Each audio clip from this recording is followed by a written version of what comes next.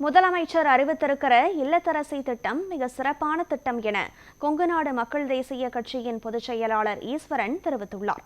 நாமக்கல் மாவட்டம் திருச்செங்கோடு சட்டமன்ற தொகுதியில் மதசார்பற்ற முற்போக்கு கூட்டணி சார்பில் கொங்குநாடு மக்கள் தேசிய கட்சியின் பொதுச் செயலாளர் ஈஸ்வரன் திமுகவின் உதயசூரியன் சின்னத்தில் போட்டியிடுகிறார்.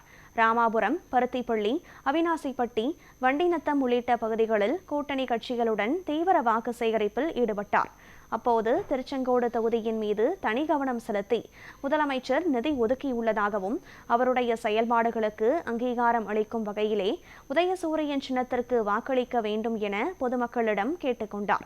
பின்னர் பேட்டியளித்த அவர் 8000 ரூபாய் இல்லத்தரசி திட்டம், வீட்டில் இல்லாத பொருட்களை பொதுமக்கள் வாங்கிக் கொள்ளலாம் என தெரிவித்தார். கொடுப்பதற்குரிய எண்ணத்தை கொண்டவர். அதனால இவர் முதலமைச்சர் அறிவித்திருக்கிற இல்லத்தரசி திட்டம் என்பது மிகச் சிறப்பான திட்டம். அதை எதிர்க்கட்சியை சார்ந்தவர்கள் மக்களை குழப்புகின்ற விதமாக பல இடங்களிலும் பேசிக் கொண்டிருக்கிறார்கள். முதலமைச்சர் அறிவித்திருக்கிற 8000 ரூபாய் இல்லத்தரசி திட்டம் ஒவ்வொரு குடும்பமும் அவர்கள் வீட்டில் இல்லாத பொருட்களை அவர்கள் விரும்புகிற கடைக்கு சென்று வாங்கிக் கொள்ளலாம். பழைய பொருட்களை மாற்றி புதிய பொருட்களும் வாங்கலாம். 2-3 பொருட்கள் கூட அவங்களுக்கு தேவையானதை பெற்றுக்கொள்ளலாம். இதில் எந்த குழப்பமும் இல்லை. இது ஒரு நல்ல திட்டம் என்பதை புரிந்து கொண்டு அதை குழப்ப பார்க்கிறார்கள்.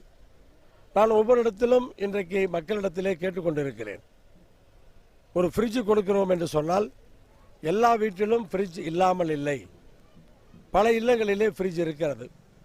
அப்போ அவர்களுக்கு அது பயன்படாது.